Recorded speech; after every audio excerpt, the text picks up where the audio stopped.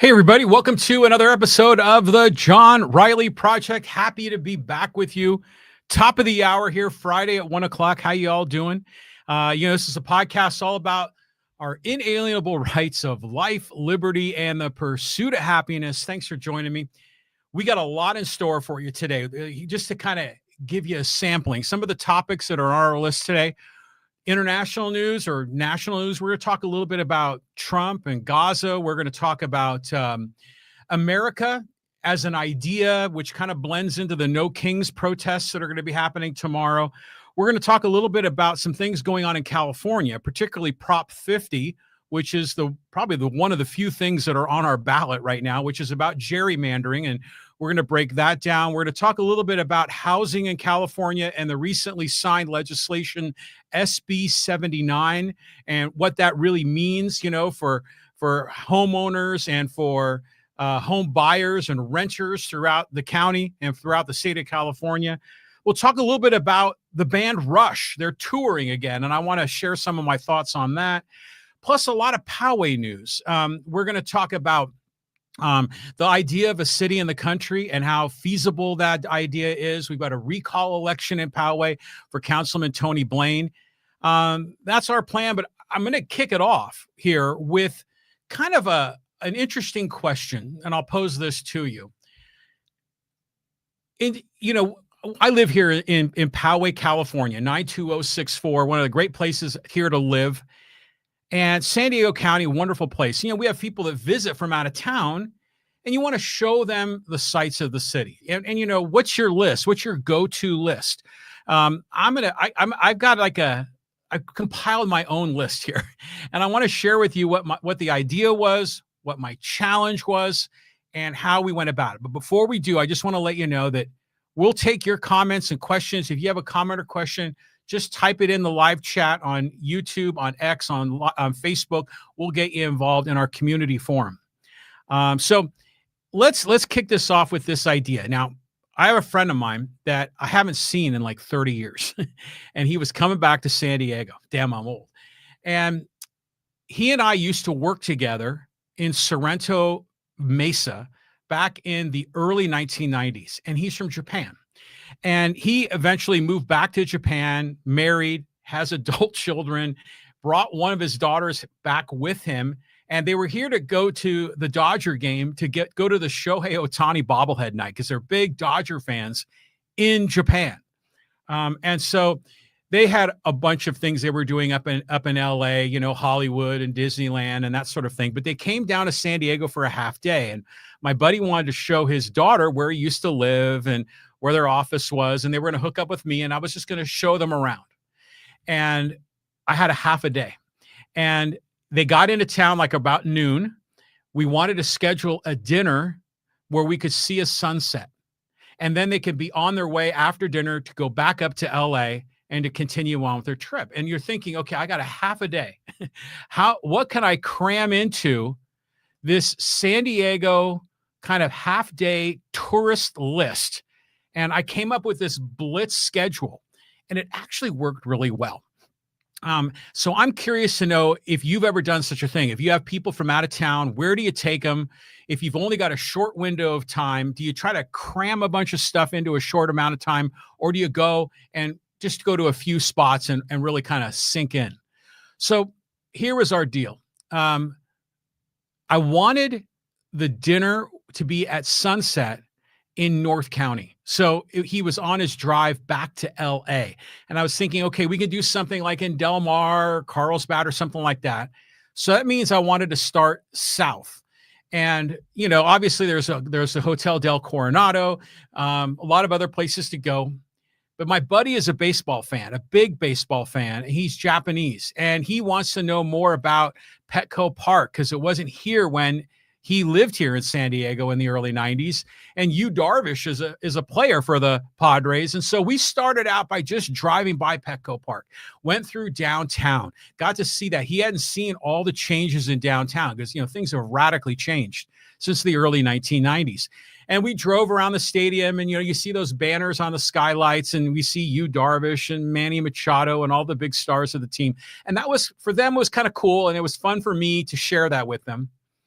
And the second place we went to, because we were kind of in that neck of the woods, is we went to Seaport Village. And this is obviously a very famous tourist spot there, kind of right adjacent to downtown, right along the bayfront. And that was nice. Kind of strolled around, looked at some of the Navy ships, got some ice cream, boom, boom, and we were moving on. Because we only had like about 5 or 6 hours to cram all of this in. So where do we go next? Now, I was planning, my third spot on this was to kind of go out to Point Loma and try to get out to Cabrillo National Monument. But I knew that that was probably going to throw a monkey wrench in our schedule and put us behind. So I made a decision not to go there, not to go to Cabrillo National Monument. And our third stop is we went by Mission Beach and get there right by the roller coaster, get on the boardwalk. And I was telling my buddy from Japan, I go, man, your daughter is going to see a cross-section of society here on the Mission Beach boardwalk. You're going to see fit people jogging. You're going to see people drunk off their ass. You're going to see total beach partier people. You're going to see tourists. And sure enough, we saw all that, got in kind of that San Diego vibe. That went really well, I thought. But, the clock was ticking and we were trying to think, where else would we go? And so I kept going north.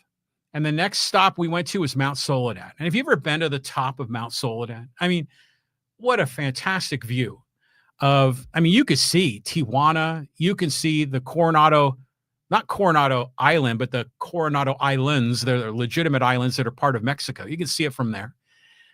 Big, expansive view of the Mission Bay, Pacific Beach.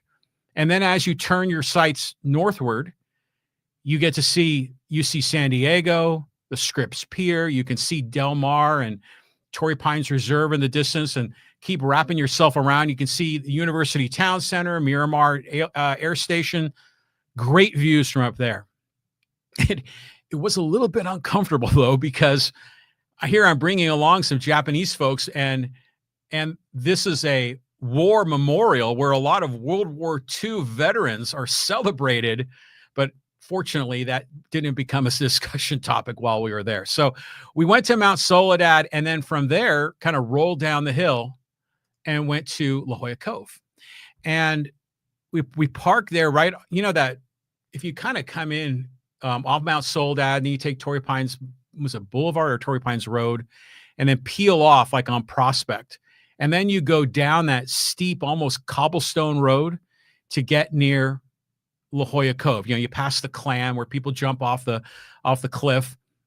And we parked there, got out of the car, and it smelled horrible because of all the birds and the seals and everything else. But as we kind of worked our way down the hill, we got down to La Jolla Cove, and it was great. I mean, the seals were out. People were sort of kind of near the seals.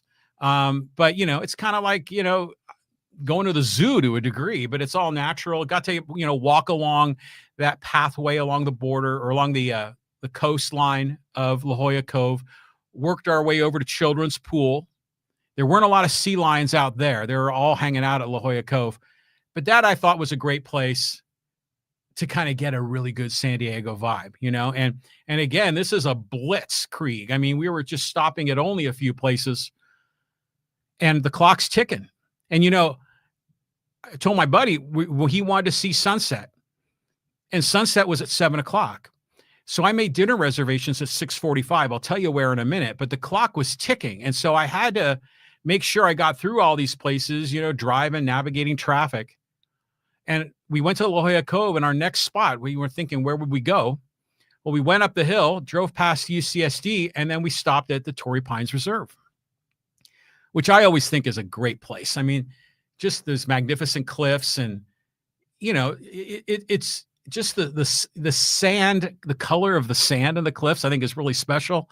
So we went and checked all that out. And by the way, it was interesting that the Torrey pine that is there, the Torrey pine trees that are there at the reserve, I was told that those trees only exist right there, right around, the Torrey Pines area. But my buddy in Japan said that they have Torrey pine trees in Japan, but the pine cones are dramatically smaller. So he was like blown away by how big they were. And we started talking about it, and we were kind of comparing like a little bit of the Torii pine tree and the bonsai tree in Japan. And that made for an interesting discussion. And so, again, the clock's ticking, and we decided to finish it up at Jake's Del Mar, right there on Coast Boulevard, right? What is that, like 15th Street or so? And got there right on time, man. And we rolled in and had one of those tables facing the ocean and got to see the sun, drop behind the horizon. And it really worked out perfect. And had a great dinner there. I always like that place. It's just got a cool San Diego vibe. It's not too formal, but it's really nice and a great place to bring friends and family that are from out of town. And then from there, they just went on their way northbound, and it was great. It was a really fun time. But I'm curious to hear from you. When you have family and friends that are from out of town that are visiting San Diego, well, where do you take them? What are some of the places in San Diego that are important to you? I mean, this was my list. Top 7 places. I had about a half a day. I'm curious to know what some of your top places are in San Diego. I mean, we skipped, some obvious places like, SeaWorld and the zoo. We skipped. I forgot to include it on the list. We went to Old Town first. And we included that because my buddy wanted to specifically see Old Town. But we didn't go to Coronado or the zoo or SeaWorld. I think we got in some pretty good spots. I mean, tell me what you think. I'm curious to learn, but this was our top 7 list. Actually, it should be 8 because I included Old Town. I forgot to add that to the list. But this was our list of visiting San Diego. So what do you think? What are some of your favorite spots in San Diego? Well, I'm back doing the live stream, my friends. A lot of you have been asking me, where in the hell have you been, Riley? And I host a podcast twice a week with Lee Hacksaw Hamilton, the legendary sports talk show, the guy that basically broke through the wall and invented sports talk radio here on the West Coast. Lee Hacksaw Hamilton and I do a live stream every Monday and Thursday at 1:30 p.m. So if you love sports, if you like to talk about Padres, Dodgers, Major League Baseball, the NFL, college sports, football, basketball, we talk hockey and soccer and golf, tennis, basketball, this is your chance. Check out that podcast. Lee Hacksaw Hamilton, wherever you get your podcast, go on the YouTube channel. You can check it out. But it's a project that I've been working on with Lee for, it's been a little over 3 years, and I'm really proud of it. I mean, we've covered a lot of ground in that show, and unfortunately, it's kind of come at the expense of my own show, of the John Riley Project. But that's why I'm happy to be here with you today, because I want to get more of this cooking. Frankly, I just need to get over myself and just fire up the microphone and go. Because sometimes you think about it too much and it kind of stalls you. So let's keep moving. Okay. Like I said, I got a bunch of topics on the table here. I want to just briefly touch on a couple of things involving who, Donald Trump. And let's talk a little bit about this Gaza situation. It was the big news story. I think it was earlier this week where they reached a ceasefire. Where the state of Israel and Hamas reached a ceasefire.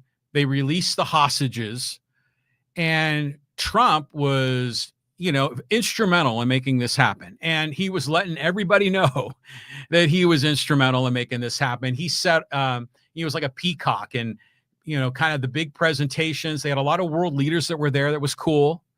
I think it was great. I mean, I think it was great that they were able to settle that conflict to a degree. But still, it's only a ceasefire. It's not peace. It's not a settlement. It was just essentially hitting the pause button so hostages could be released. And as far as I know, not all the hostages have been released. I think there's still a few. I don't know if they're alive or dead that haven't been delivered back to Israel. I know that the number of, well, really not hostages, I guess from Israel's perspective, they're prisoners that were released. And I know the number released from Israel prisons was far greater than the number of hostages released from Gaza. And a lot of people are saying, well, you should be thanking Donald Trump for making this happen. And I'm like, I'm not a big Trump fan, but I'll give him this. Okay. We got a little bit of a reprieve, but I tell you what, I have no confidence this is going to hold. I mean, do you think this is going to hold, that that the Palestinians and the Israelis are going to ever settle this. I've heard a lot of different points of view on it. And, Israel is one of the few nations that's essentially not allowed by the world community to essentially defeat their enemy. Like in World War II, America clearly defeated Germany and Japan. There were formal surrenders, unconditional surrenders in those cases. But it seems that in the Israeli Palestinian conflict, they can never get to that point. One side is never going to win. And in my opinion, that's a problem. Because as long as one side never wins, as long as it's a stalemate, as long as we just get to ceasefires, it's never going to get resolved. I don't know if it'll ever be resolved in my lifetime. I think clearly we can point fingers at the Israelis or the Jewish state. We can point fingers at Hamas and Hezbollah. It's a very complicated situation. But my main point here is saying, good on Trump for finding a way to get to a ceasefire, but I have no confidence it's going to hold up. And I don't know if you saw the segment where he was on Air Force One and he was being interviewed and he was saying, hey, my goal here is to help rebuild Gaza. He goes, some people like the one-state solution. Some people like the two-state solution. And I'm not really worried about that right now. I'm mostly worried about whether or not we can rebuild Gaza.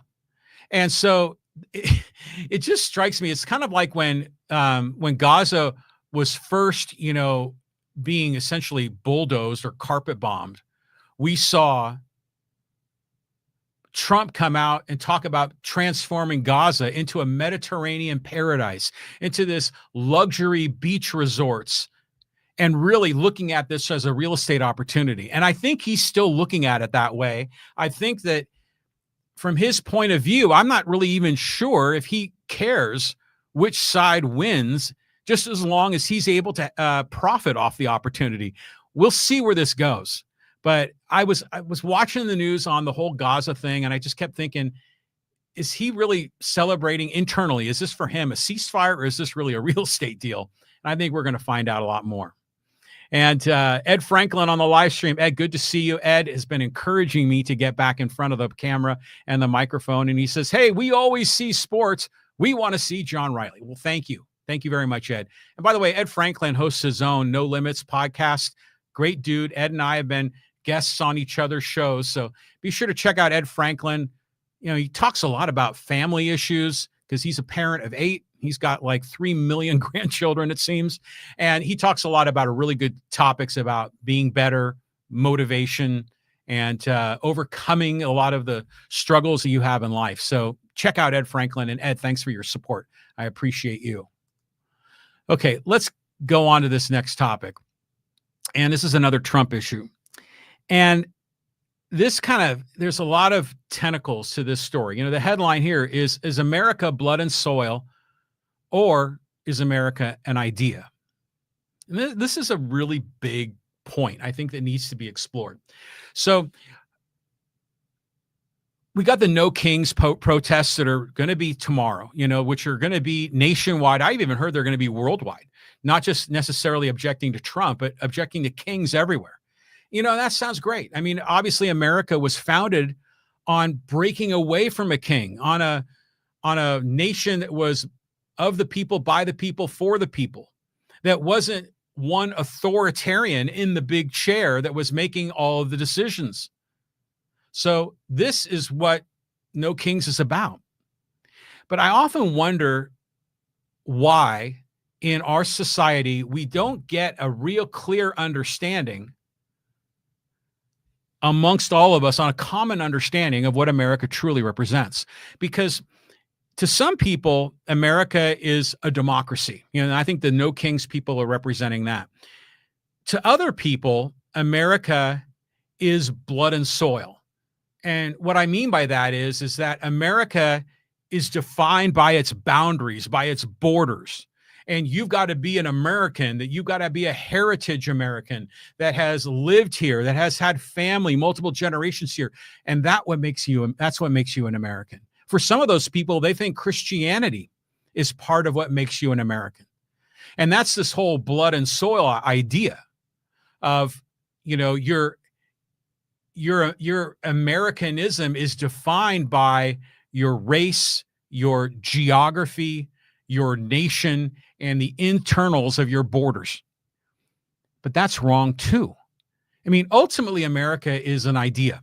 America is not just an idea of self-governance, but America is a nation that was built on a philosophy of our inalienable rights of life, liberty, and the pursuit of happiness.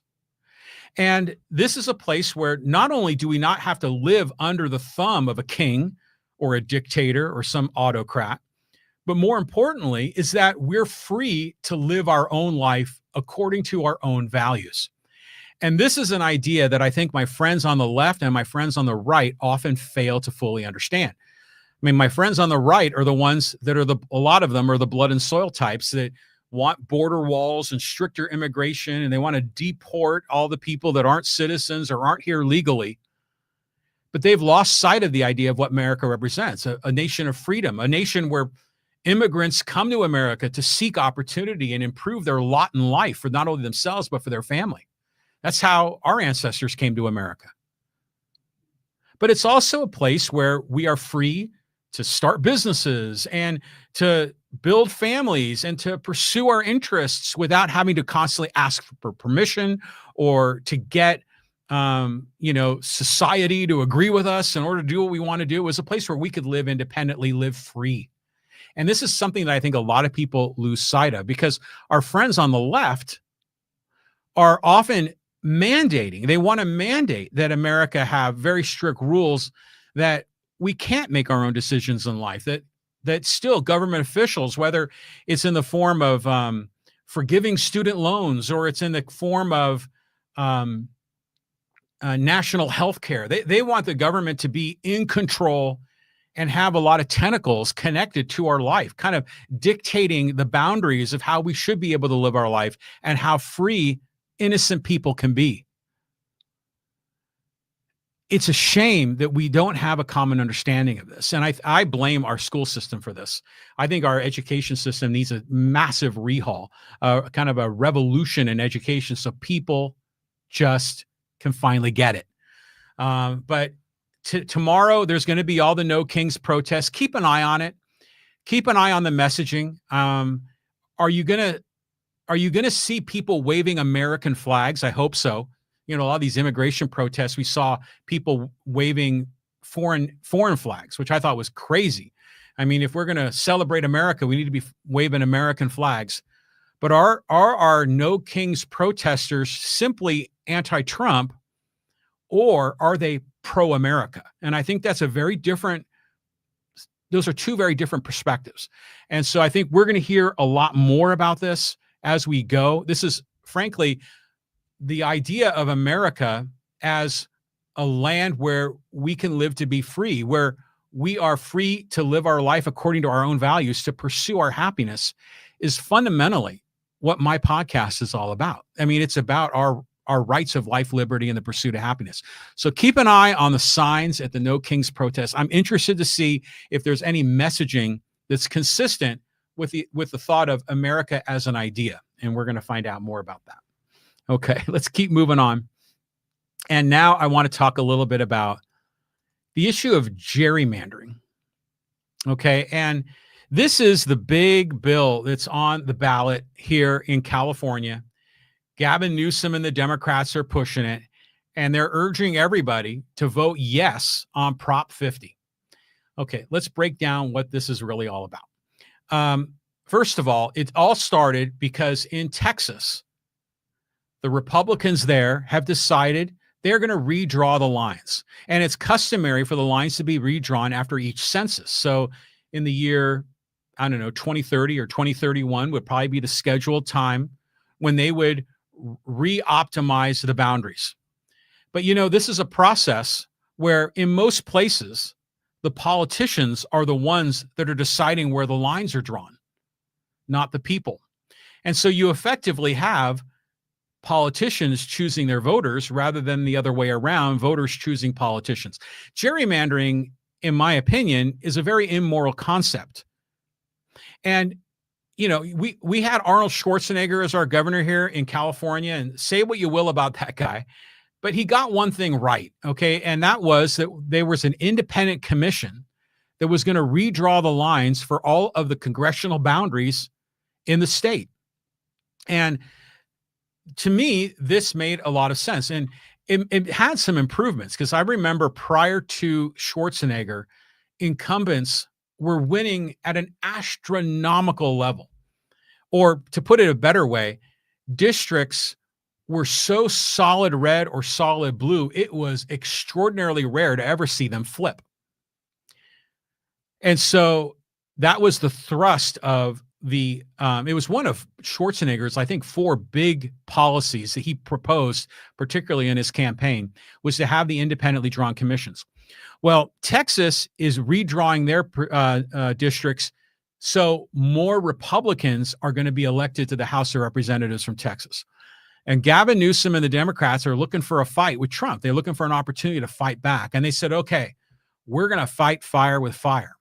And what we're going to do in California is we're going to redraw our district lines to favor the Democrats and disfavor the Republicans, to fight back for the evil gerrymandering that are being done in Texas. But unfortunately, the Democrats just can't do it unilaterally. They've got to go to the ballot, because there was a state proposition that enacted the district, the independent commission doing the district drawing of the lines. And so the people have to vote on whether or not they're going to allow that independent commission to be tossed aside and replaced with essentially Democratic operatives. They're going to redraw the lines. So if you vote yes on 50, that's what you want. And the Democratic Party is promoting Prop 50. They want a yes on 50 to fight back against Trump and the Republicans. I'm not with them on this one. Now, granted, I'm an independent voter. Now, from a Democratic perspective, I kind of get it. You want to fight fire with fire, but this is like abdicating a really important principle, and that is to have fair and just election processes. And so Democrats will often accuse the Republicans when they do gerrymandering, they call it cheating. Well, the Democrats now want to fight the cheating with their own form of cheating, which I think is wrong. It's immoral. It's a violation of what the principles of the Democrats claim to have always stood for. And they say, oh, it's only temporary. As soon as this whole Trump thing settles down and we get other states to do independent commissions, then we're going to go back to our own independent commission in California. Do you believe that? I mean, really? Do you believe that? Is that even possible? Do you think the Californian Democrats are going to ever redraw the districts? They won't. I mean, there's just no way, or at least it won't happen in my lifetime. It's just going to be more distortion, more rigging. Now, if you vote no on 50, which is what I'm planning on doing, well, the Republicans are going to still gerrymander in Texas, and I think they're going to do it in Ohio and a number of other states. I mean, it's going to put the Democrats at a real disadvantage. But in my opinion, you just can't stoop to that level. You have to stand for principles. And this is one where you need to stand up for what's right. And if you can't win that battle without completely compromising yourself, then you need to pick different battles. You need to find ways to win that don't involve distorting the whole election process. Now, again, my point of view on this is a little bit interesting because I'm an independent voter. And sort of, kind of, California is like roughly about half, I think if I recall, it's about half Democrat, about a quarter Republican, and about a quarter independent. So my district where I live, my congressman is Darrell Issa, who's a Republican, who I'm no fan of.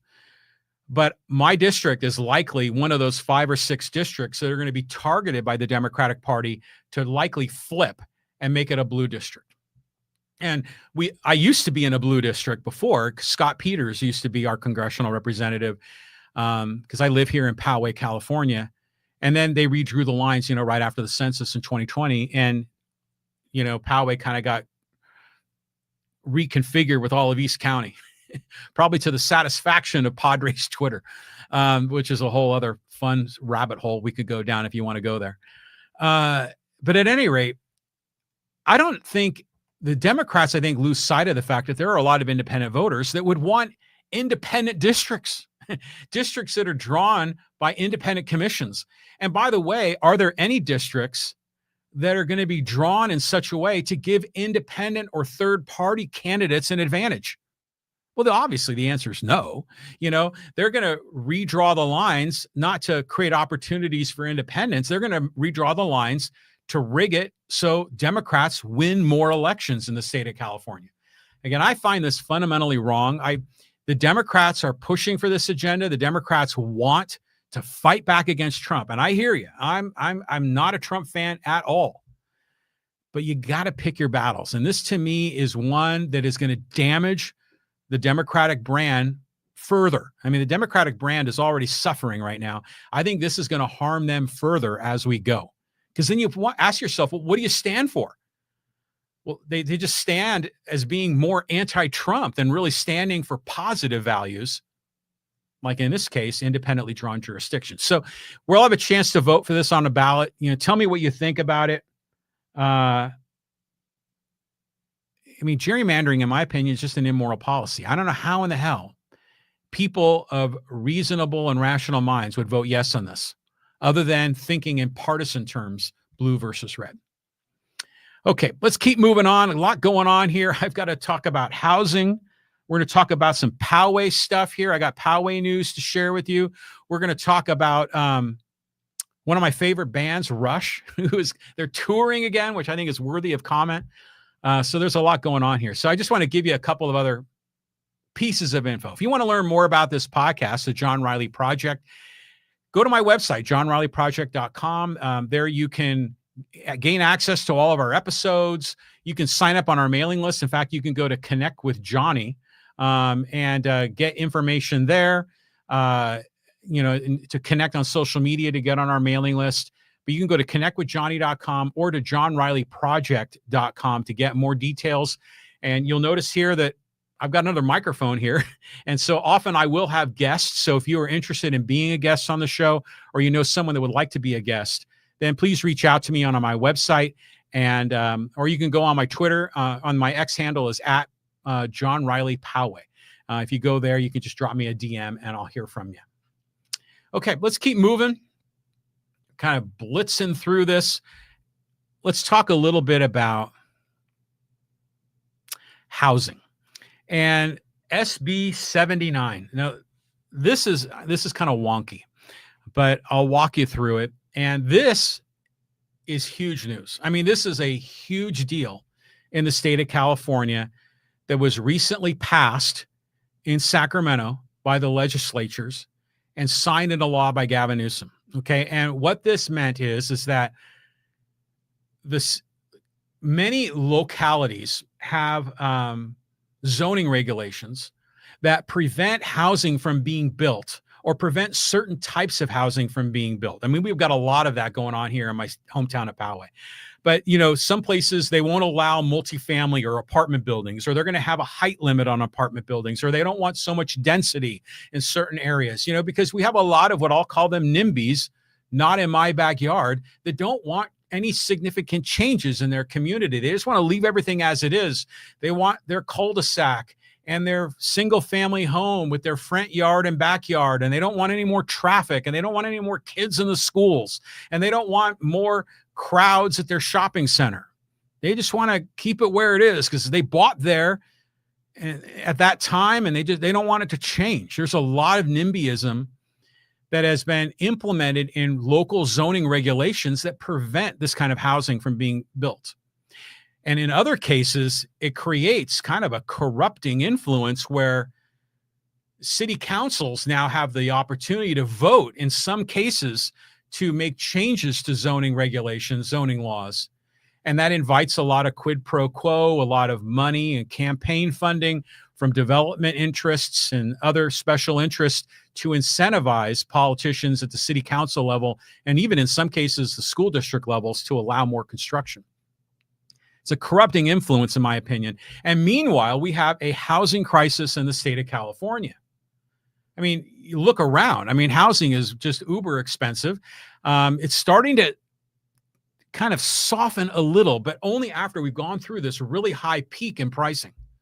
Housing is crazy expensive. I mean, my daughter is renting a house in the Sabre Springs area. I can't remember what the rent was. She told me it was like $3,000, or maybe was it $4,000 a month? And I'm like, how in the hell do people afford this? And the median home price in San Diego is like, what, $1 million, maybe more. Here in my hometown of Poway, it's a lot more than that. If you happen to be a person who's an existing property owner, you're doing great. You're happy, but there's not enough housing. And that's the problem, is that we have so much demand for housing, not just because people want to live in America's finest city, but because we've got all these jobs here, all these technology companies.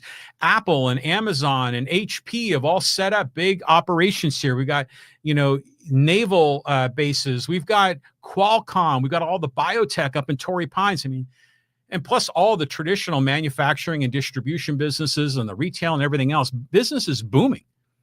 And they need workers, need highly skilled workers, and there's no place for them to live. And you got people like commuting insane distances. You got students that can't even get housing on campus, and they end up going out into the marketplace, to find housing where it's really expensive. It puts a strain on students and on families. It's a mess. And this has been widely reported on. I mean, here on my screen, here's a graphic of the Voice of San Diego talking about San Diego's housing shortage. And how did it become so dire? Well, the reason is that locals in communities have been able to persuade politicians to enact regulations to block housing development. Like here in my hometown of Poway, there was a Prop FF passed back in the late 80s that essentially took about 75% of the geography of Poway, maybe even 80% of it, and said that it's only going to be zoned for single family homes, or, it was limited in zoning. And if it was land that was zoned for open space recreational, like if it was a golf course, it was off limits to be developed into housing unless the people voted for it, which made it a lot harder to get it passed. And we've had a lot of battles here in Poway and other parts of San Diego. The tide's starting to turn. But let me get back to SB79 and what this is. We have our NIMBYs, the not in my backyard people, but there's also a group of people, which I consider myself to be one, is a YIMBY. Yes, in my backyard. These are people that have been trying to get more housing development throughout the state of California and to overcome these onerous regulations in zoning that prevent the development. And they came up with the idea and said, okay, if you're going to be building all this mass transit, you're going to be trying to build light rail, trolley, maybe even subways. You want to have better bus systems. How about if we just allow the development of high density housing around major transit stops? That makes sense, right? I mean, if you're going to have a housing development, a huge apartment complex, you're going to have trouble getting parking for all those people. A lot of those people might need to depend on public transit. So why not build a lot of high-rise multifamily dwelling apartment buildings, condos, and build those where there's major transit stops? And San Diego, the city of San Diego, my understanding is they've already broken through a lot of those barriers. In fact, that's why you see a lot more high-rise buildings around the UTC area, and the trolley kind of comes up to that area. But here, like in my hometown of Poway, there's like a 35-foot limit on how high buildings can be as part of the zoning regulations, unless the city council does a special exception, which again kind of has a corrupting influence on how all of this is managed. But SB79 was put forward and says, hey, if you're going to, let us build, but build near transit stops. And the YIMBYs have been pushing this forever and ever, could never get traction. Well, finally, they got it through. Finally, there was enough people in the state assembly and in the state Senate to pass it. The bill was put to Gavin Newsom, and he kind of sat on it for a while. And there were a lot of people that weren't sure if it was actually going to pass. but it eventually was signed into law. And now we've got SB79. So the question now becomes is what are the implications here in our communities throughout California? And I've seen maps in LA, which LA has really hardcore zoning regulations. I mean, they're really anti-development in a lot of communities. And now they're talking about putting these high-rise, I don't know if it's 6-story, 10-story, whatever it is, high-rise housing complexes along a lot of the major transit, railways, roadways. And I've seen maps of where all these things could potentially be lined up. This could be a radical change. I mean, when they start building, it's going to start blowing people away. But then the question is in San Diego, where is this impacted? Now, according to the articles that I've read, it's going to likely have a bigger impact in East County, like in El Cajon and La Mesa, because the trolley goes all the way out there. Is there going to be any impact here in Poway? Because Poway is its own unique city. I mean, we have bus stops in Poway, but public transit in Poway sucks. It's awful. The buses rarely come. I mean, they're very rare. Their frequency doesn't come very often. Of course, there's no light rail here. This whole North County inland area is sort of off the grid of light rail. And it would be very difficult for them to build it out here because of all the canyons and mesas. And I've seen no plans, at least no plans in the short to medium term future about building light rail in Poway. But there are bus stops in Poway, and it makes me wonder, are those going to be eligible? Now, of course, there's a major transit hub along the 15 freeway. There's one kind of near the business park in Rancho Bernardo. There's the other one kind of near Carmel Mountain and Ted Williams on the 15. It's more Ted Williams 56 and the 15 because there's a transit hub there. Will we see housing there? Well, that's all in San Diego. So my understanding is in the city of San Diego, it's already allowed, but it's not necessarily allowed in other cities in the county of San Diego. Where might we see that? Here on the live stream, we got one of my buddies chiming in. Todd Fox, eliminating property tax would greatly reduce the operating cost of property. Oh, that's a whole other can of worms there, Todd. I'll tell you this. There are people talking about trying to eliminate property tax. But I know I sat on the budget review committee for the city of Poway, and I remember that approximately this was like almost 20 years ago, but approximately 40% of our revenue in Poway came from property tax revenue. About 40% came from sales tax revenue, and the other 20% from miscellaneous. It was something like that. If cities stopped collecting property taxes or counties stopped doing property tax, that would be massive in terms of disruption of the services that are allowed in cities. I mean, it'd be huge.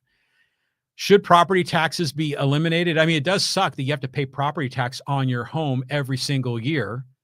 And your home, as it goes up in price, you got to pay tax on it every single year. I mean, that in itself is a very immoral policy, in my opinion, that they base it on property, and then you're constantly having to repay tax on that same property year after year after year. But the issue is that if property tax were eliminated, would you just downsize local government by 40%? You'd have to do something like that. But I'll tell you what, it's interesting is that from the perspective, property tax is not going to go away. It's not, especially in California, it's not going away.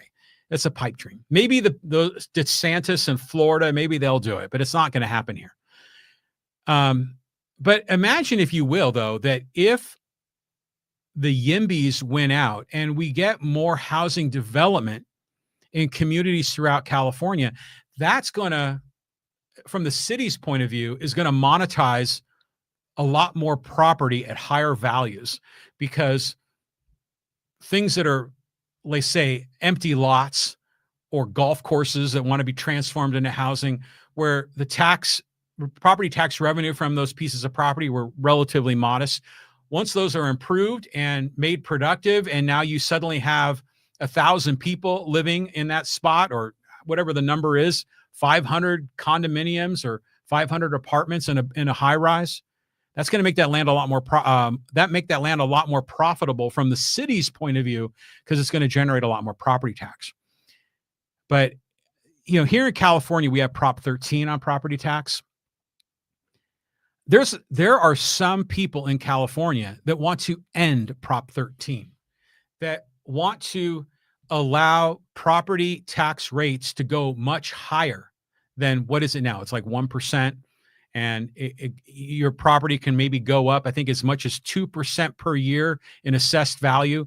But I think the tax itself is 1%. And I know there's a couple of little add-on fees. Some of them are like local school bonds and vector control and different things that are added to your property tax bill. But imagine, if you will, that our property tax went to 4% or 5%. People that are advocating for more and more money for schools, as an example, would enjoy a tidal wave of new cash. But can you imagine how disruptive that would be to our real estate in California? Properties would be massively devalued. People couldn't afford to live in their homes at the current property values. I mean, just do simple math. If you think that just a simple math, median house, $1 million. Okay. Obviously in some places it's way more than that. Some places it's less, but just say $1 million, 1% of that's $10,000 a year. Imagine it were 5%. You'd have to pay $50,000 per year in property tax. That dog don't hunt, so the people that want to get rid of Prop 13, I think, are high. I mean, there's just no way that's ever going to happen either. But I'll say this, the state of California has no business crying and weeping about revenue from property tax because of Prop 13, because California is enjoying a tsunami of revenue coming in from property because our property values are increasing so much. And from that, with the 1% property tax rate, they're still getting a ton of cash. But I'll tell you this, if with this SB79, going back to the main point, if SB79 is executed the way I hope it is, we're going to see a lot more housing built around transit stops.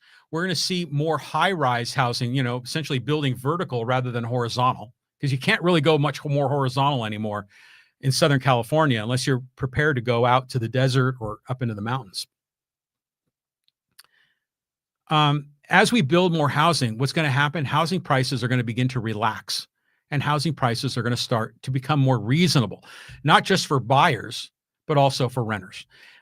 In my opinion, if you're a property owner, you may not like this news, but if you're looking at, the economy, if you're looking at young people, like, our children, I mean, how many of us have children that have moved out of California because they can't afford to buy homes in California?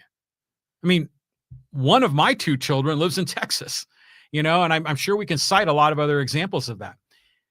There are people that are moving here from out of state to pursue economic opportunity, but can't find a place to live. Or if they do find a place to live, it's crazy expensive, or it's crazy far away. That's extremely disruptive to our economy and makes pricing of housing more expensive, which, by the way, causes disruption for young people, for lower income people, and a lot of those people fall off the edge and become homeless. I mean, if you go back to our homelessness crisis, the number one reason we have homelessness is because housing is too expensive. So there are some people that think the solution is to build, quote, affordable housing, either taxpayer subsidized housing or forcing developers, if you're going to build a cul-de-sac with 10 houses, you got to make 2 of them affordable housing. None of that makes sense either. I mean, there is a need for we need to build tens of thousands of housing units, not just a couple of affordable housing units in this complex and a couple over here. There needs to be a radical change in the way housing is being built. I'm encouraged by SB 79. I think this is a step in the right direction. I'm interested in what you think about. Ed Franklin on the live stream says, "Hey, do you have any good news?" I do. I do. Let's go to some good news. This is great news. Are you ready? one of my favorite rock bands, Rush, is touring again. This is awesome. I've been a big fan of Rush since I was in high school. And Rush is a very interesting band, and to me, they're like a progressive rock band, maybe a heavy metal band to some degree, but really more of a progressive rock band. This is a band that is three guys right there in the picture: Geddy Lee on the right, Alex Lifeson, and Neil Peart.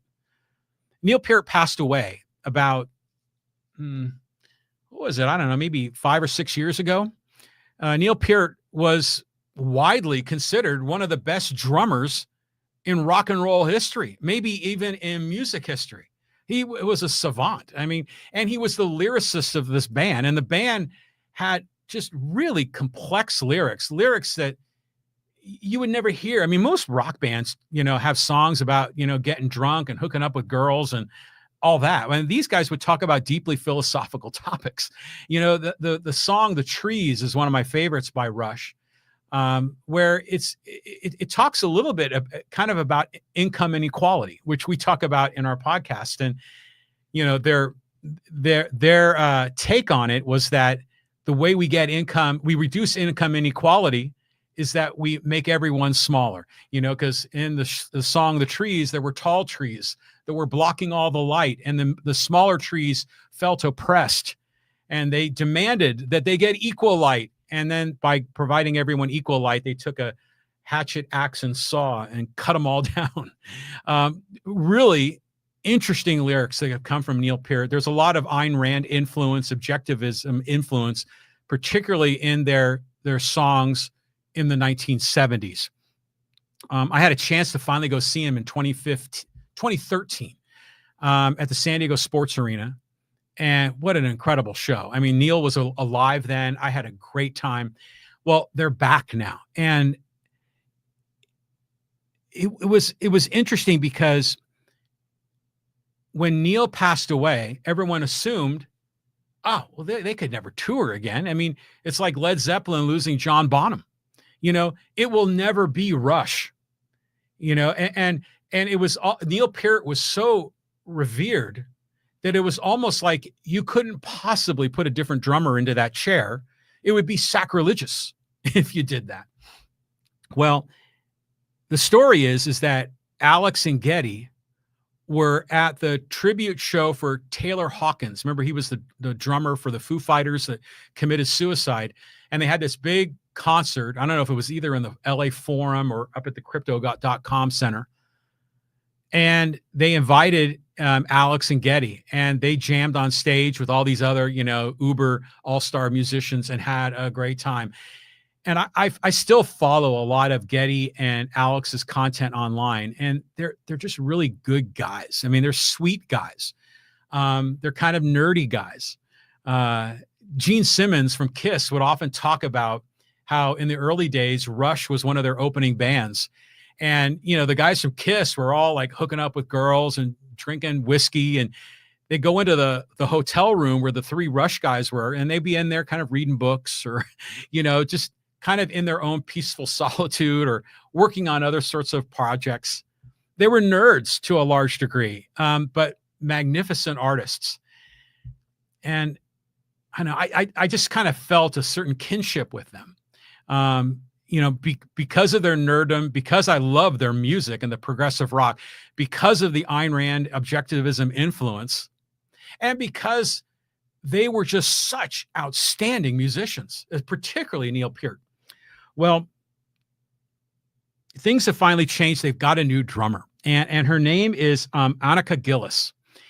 And this is crazy. I mean, so now Rush is going to be touring with a female drummer, which now normally you wouldn't say, what big deal, female drummer. Okay, is it a gimmick? Whatever. First of all, this woman is legit pro. She was touring with Jeff Beck. I guess Jeff Beck's one of the guys on the Jeff Beck crew was a bass tech for Geddy Lee and recommended her. And they ended up having a jam session with her, and she just fit right in. But what's interesting is when you go to a Rush concert, it is the biggest frickin' sausage fest. I mean, it is like 90% men. But there are all these dudes that just love Rush for everything that Russia's about, and I try to get my wife interested in Russian. They're just too heavy for her. They don't kind of get it all. I understand that. But so it's neat that they're going to have a female drummer on this show, and they're going to tour, and they're going to have make it a real big Neil Peart tribute, which I think is just going to be fantastic. I'm just so happy. And I'm thinking about going to some of these shows. They're going to be, I think, in LA, and there's a few other places, and they've created space in the calendar. So it's not like they're doing like a 50 city world tour. They only have a handful of cities, but they're going to have like a temporary residency set up there where they might play 4 or 5 shows, or if the demand is such, they might play 10. And isn't that cool? I mean, and so Geddy and Alex are just Geddy is giddy and Alex is giddy that they get to gig again. They get to tour again. And so I'm really pleased to hear from the whole Rush Nation that no one's down on this. I was afraid there are people saying, yo, you can't replace Neil. Who is this woman that's going to be drumming? There's been none of that. I mean, everyone's been embracing the thing, and I think it's just so freaking awesome. So Rush is back, and it's just so great. So tickets are expensive. I mean, nosebleed seats are probably going to be $300 to $500, and I don't know. I mean, I remember back in 15 years ago, as I was getting older, I was going to a lot less concerts, and I said to myself, there are 3 shows that I really want to see. Rush was one, and I got to see Rush. The second one was Tom Petty, who tragically passed away before I had a chance to see him. I should have seen him at Kaboo when he was playing at Del Mar, but I didn't go to that show, and I'm kicking myself for it. The third band that I really want to see, I had a chance to see them, and COVID ruined the show. It was Hall & Oates. I love Daryl Hall and John Oates. And Hall & Oates had a show at the amphitheater in Chula Vista, and my wife got tickets, and we were going to go backstage and meet him, and I was like really fired up. And then COVID hit. The show was canceled. But now Hall & Oates have broken up. I mean, they've had a really bitter divorce. My understanding is that John Hall was trying to sell some of his publishing rights of his portion of the portfolio to other people. And Daryl Hall was really angry because he didn't want his publishing rights in the hands of other people and him starting to lose control, because when it was just Hall and Oates, it was a tightly knit, controlled situation. And that's created this big fight between the two of them. And now I don't think I'm ever going to see them perform again. So we're going to miss Hall and Oates. I miss Tom Petty, but I did get to see Rush. There's still a chance I might go to see one of their shows. Maybe just make a road trip somewhere and check them out. I think that'd be really good. Ed Franklin on the live stream. Oh my God, another geriatric band. Loved them in the 80s. Yeah, I mean, that's the thing. I mean, but there are some geriatric bands that are way past their prime. These guys won't. I mean, they won't tour unless they're legit. And I have confidence they're going to be terrific. And then, by the way, I mentioned Gene Simmons and Kiss. Maybe you heard the news. Ace Frehley passed away. That's a bummer. He was Ace Frehley, the spaceman, was the lead guitarist for Kiss. He was the Kiss was mainly the 2 main guys, Gene Simmons and Paul Stanley. Ace Frehley and Peter Criss were the other 2, Peter Criss. And they were sort of in and out of the band, especially in the latter years. But Ace Frehley apparently had a studio in his home, and he was, in his studio, in the place that he loved. And he fell. And I don't know if he hit his head or whatever. He went to the hospital, and he ended up passing away. It's really tragic, very sad. That news, I think, broke yesterday. So, but Rush and Kiss are often linked if you kind of go back in rock and roll history. So that, in my opinion, is good news. And by the way, Ed, I do have good news. SB79 was good news. That's good news too. Okay, let's keep on trucking. Got a couple more things we're going to cover. We're going to talk here about, and I got 2 more topics on the table. And these both involve my hometown of Poway. And the first is an article that I read. And let me see if I can pull up the graphic for it here. And this article talked about the idea of cities mixing the concepts of a city and a country. And, in my town of Poway, our motto is the city in the country, which creates a lot of friction here in town because we've had a lot of housing development in Poway that has really irked a lot of old timers in Poway, irked a lot of the NIMBYs in Poway. And they're saying, wait a minute, this is the city in the country and you're blowing up the country. And what was interesting is that this article explored this topic because a lot of other cities are kind of going through this because as California gets more and more population, the urban sprawl spreads from the inner city to the suburbs and from the suburbs out into more rural communities that have traditionally been sort of, quote, country towns. Now, my hometown of Poway hasn't been a country town probably for 50 years. I mean, a legit kind of one stoplight country town with a hitching post and all that. I mean, you go back 100 years, it was definitely that. I mean, the stagecoach used to come through Poway back in the day, back in the 1800s. But there's been a lot of disruption in a lot of these cities. And this article, which I found, it talks about this. The subtitle was "The Rise of Blandville," and I kind of want to walk you through a couple of these ideas. And they talks a little bit about how in Europe, they understand the difference between city and country. I mean, cities are dense, highly dense populations, and once you get beyond those city limits, you end up getting into a lot more countryside. Where here in America, a lot of our cities, there's resistance to high density. Now, big cities, obviously like New York, have overcome that, but a lot of other big cities are refusing. Even San Francisco has strong zoning regulations that prevent high rises. I mean, you go out to the western part of the city of San Francisco in the Sunset and Richmond district, those are all single family homes. Now, granted, they're right on top of each other, but there are height limits. I mean, there's a lot of resistance to housing in the urban areas, or at least increasing the density. And so it sprawls out. And so it's now affecting a lot of these rural communities, but not saying that we want to be like Europe. I'm just saying Europe has understood this and had figured it out. I don't think America has figured this out. And according to this article, Americans want it all. We want, single family homes. We want big yards. We want city conveniences. We want quiet neighborhoods. We want open space. We want our cul-de-sac with our big wide street, with big front yards. And yeah, I mean, there's a lot to like about that. I live in a big house on a big piece of property, and we like that. I mean, I understand why people like that, but it's this mentality of trying to, when they put in these housing developments in cities that were previously kind of countryside, they begin to lose a lot of their character. And then you add on to this housing crisis, this pressure for more and more housing.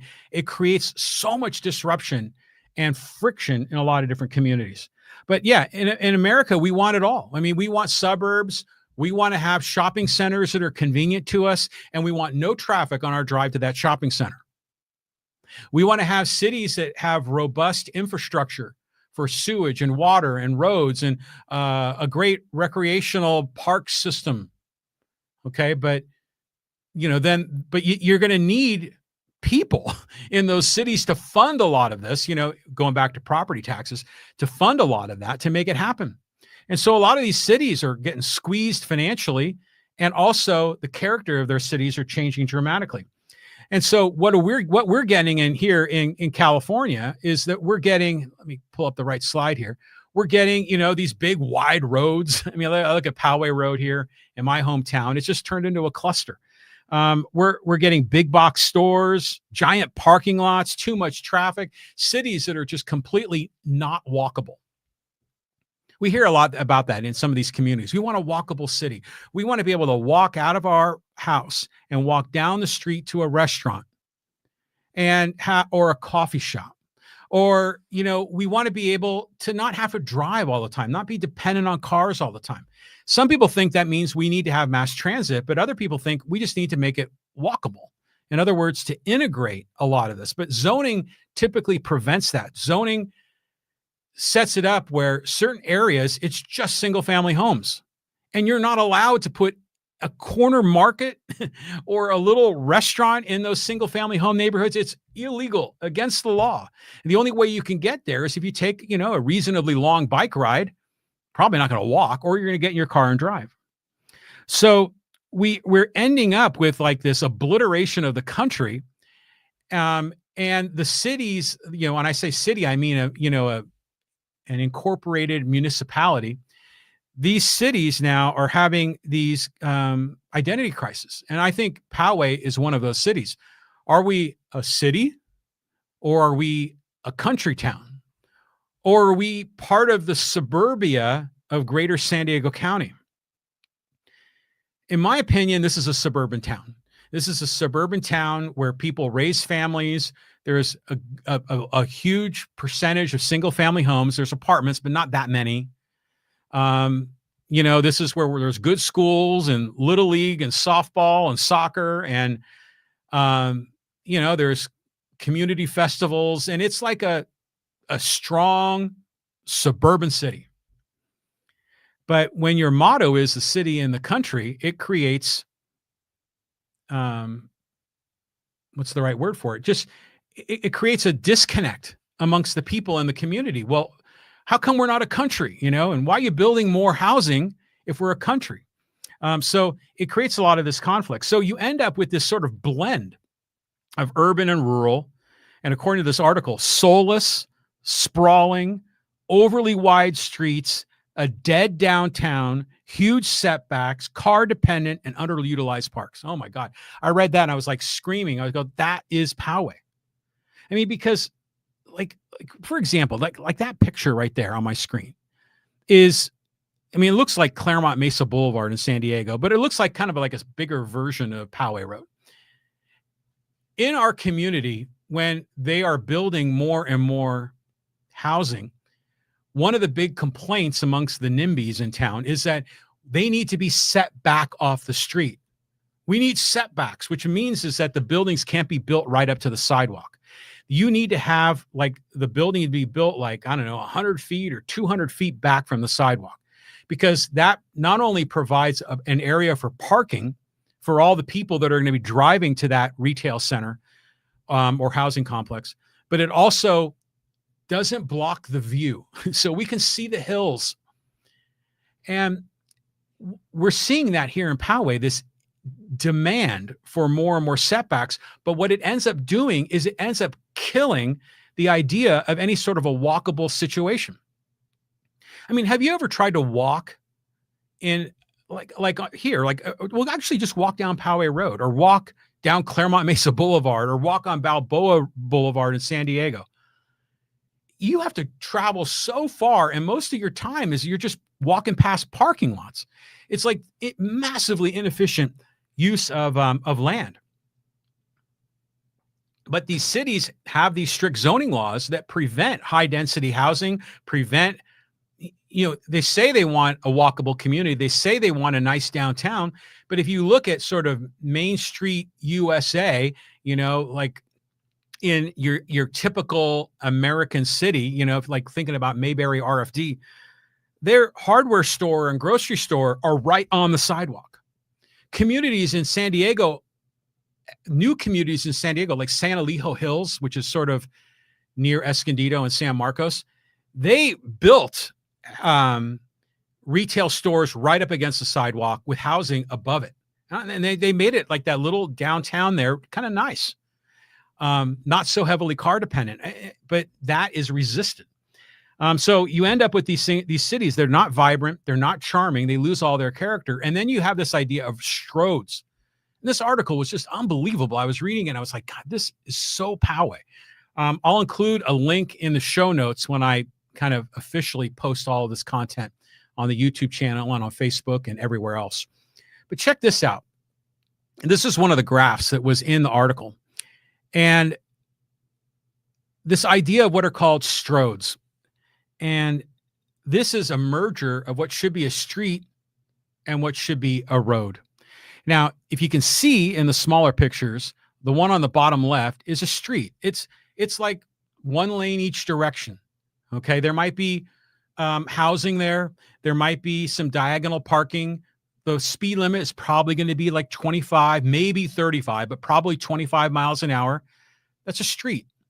Here in Poway, I think Midland Road would be a really good example of that. Now, then again, if you look, and this is where you need to really think about Europe and the way Europe is designed. When you go into a town in Europe, in England or in Italy or wherever you are, there's a downtown and it's dense. The streets are narrow. People are walking. They live near the shops, and it's a street where it has a low speed limit.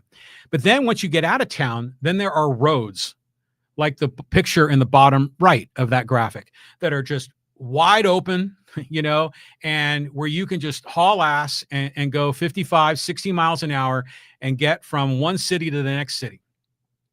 Well, streets are narrow, smaller, community oriented, and lower speed limit.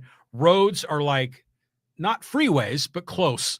They're, where you can just get in your car, go 55, 65 miles an hour and blast, and with very few stoplights, just straight on through. And those are going to be roads. We get stroads, which are a merger of the two, and that's what Poway Road is. Poway Road is a classic stroad, where you've got Poway Road is a major itinerary, or is the word itinerary, or what's the word? An artery, where people commute. And so people have to drive through Poway Road just to get from their house to the freeway. And at the same time, Poway Road has all of this retail.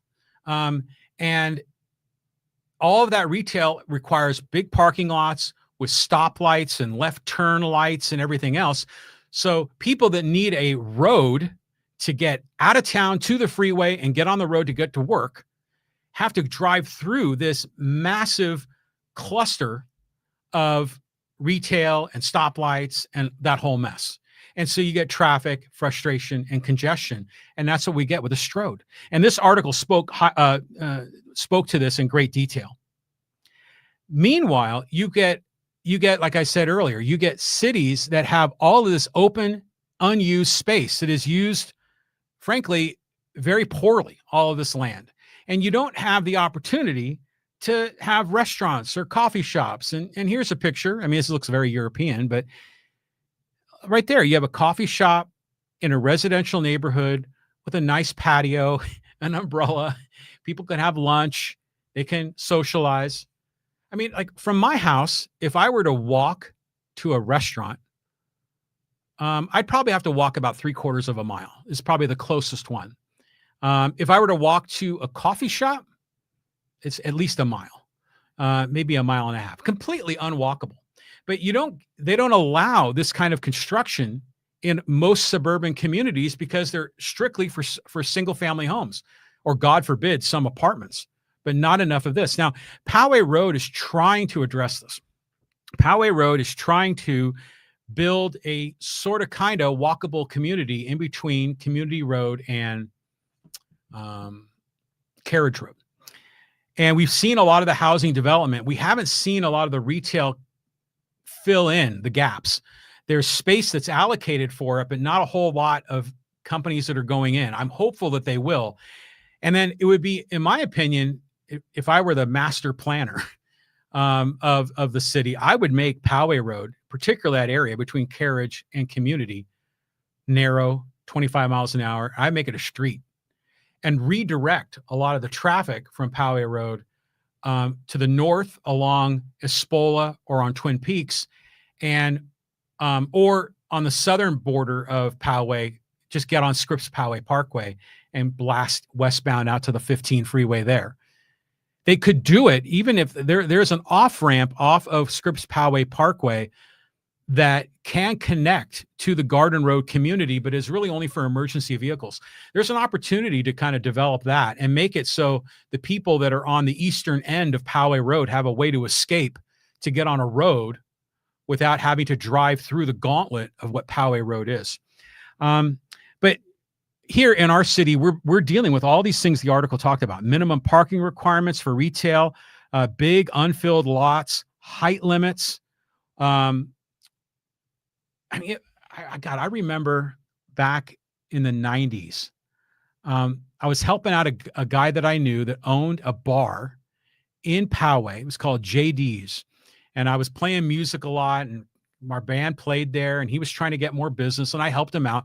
And I walked down Poway Road, and I was dropping off flyers at other businesses, kind of advertising some of their specials for lunch. That is like such an unwalkable street. It is just crazy. Making these walkable communities would be so much better for these towns.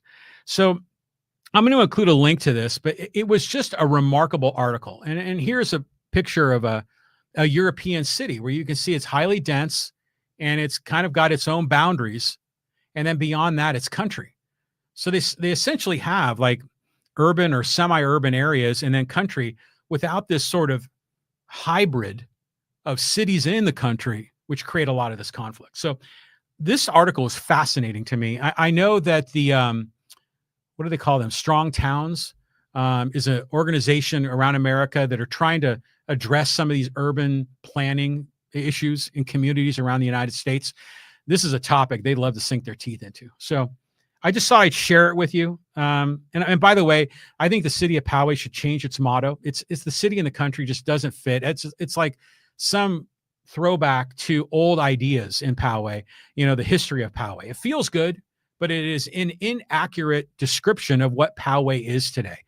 So, I mean, Poway needs to come up with a new motto. I mean, my placeholder motto is America's best place to raise a family, which, I think many people would likely agree with that.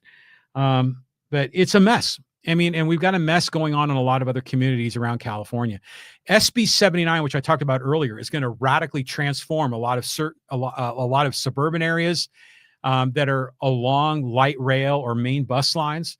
And so I think there's going to be more and more of this transformation. And NIMBYs, I think, are beginning to lose more of their power, more of their grip on the local regulatory code, because Sacramento is basically forcing a lot of these cities to open up. And I'm kind of more of a free market guy, so I'm not always necessarily enthusiastic about, the Sacramento dictating to cities what they can and cannot do. But in the end, we just need to let people build homes. And if we let people build homes, housing will become more affordable. And if we let people build more homes and do more construction, we're going to see more integration of housing and retail and restaurant space. We're going to see a lot of positive growth, positive transformation.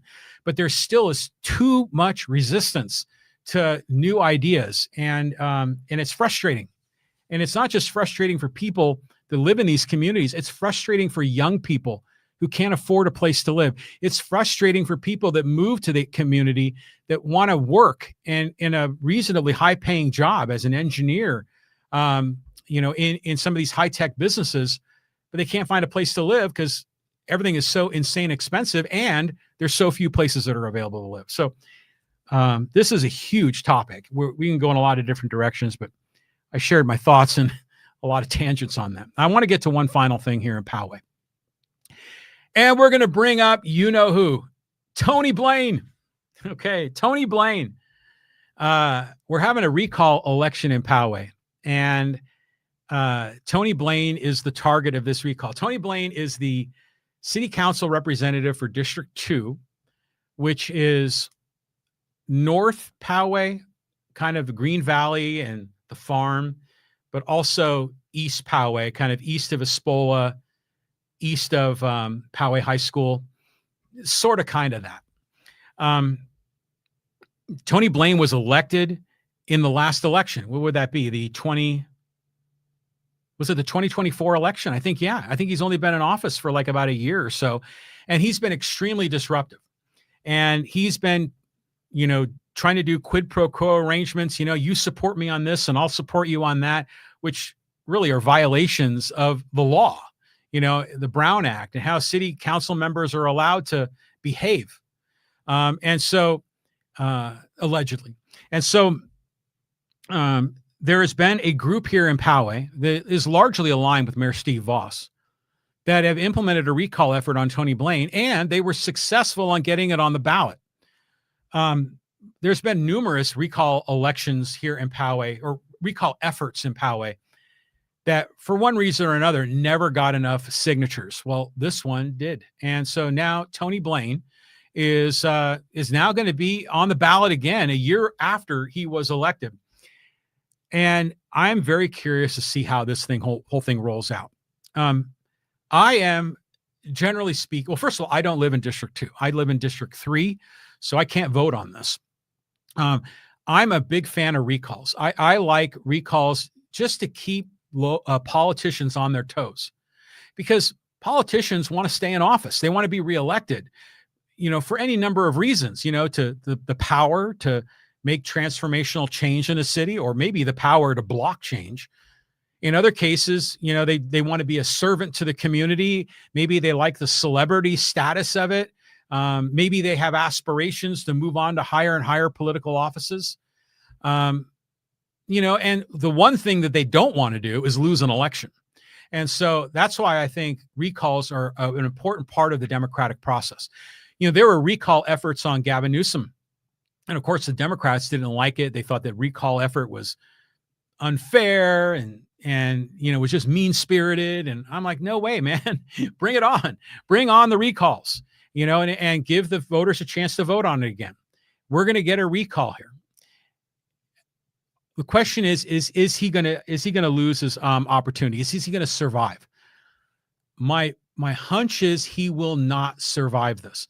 When I drive through town, I see easily 9 out of 10 signs are recall Blaine rather than supporting Blaine. In fact, the only signs I see supporting Blaine are for his 2026 mayoral campaign, which, obviously that hasn't even begun. So keep an eye on this. I mean, I think the thing that is important is that it's finally here. It's finally on the ballot. We get a chance to vote on it, or at least the voters in District 2 will get a chance to vote on it. So this is some of the bigger news in the city of Poway. There's a lot of conflicting stories about Tony Blaine, good guy, bad guy. He won an election. He obviously convinced the plurality of voters in District 2 that he was the man for the job. And by the way, he never got a majority of voters in District 2 because it was a three-way race.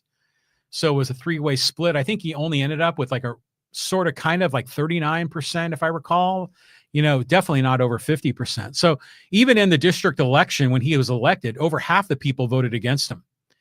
Therefore, I think he is likely going to be removed from office, because most of those people that voted for the other two candidates are going to vote against Blaine in the recall. And there's going to be some people that have soured on Blaine that are going to probably vote for the recall as well. So I'll do more updates on this as we go, but there are two topics here that involve the ballot. Poway recall of Tony Blaine, and obviously Prop 50, which we talked about earlier, about gerrymandering. And I'm a big no on this. Gerrymandering is wrong. Gerrymandering is immoral. Just as an aside, and this has a Poway connection.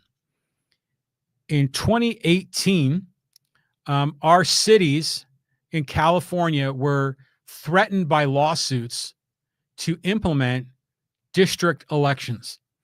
In the city of Poway prior to 2018, and in the Poway Unified School District, the elections were at large. There were in Poway City Council, there were 4 council members and a mayor, and they were all elected in a citywide election. The mayor, whoever ran for mayor got the most votes would win.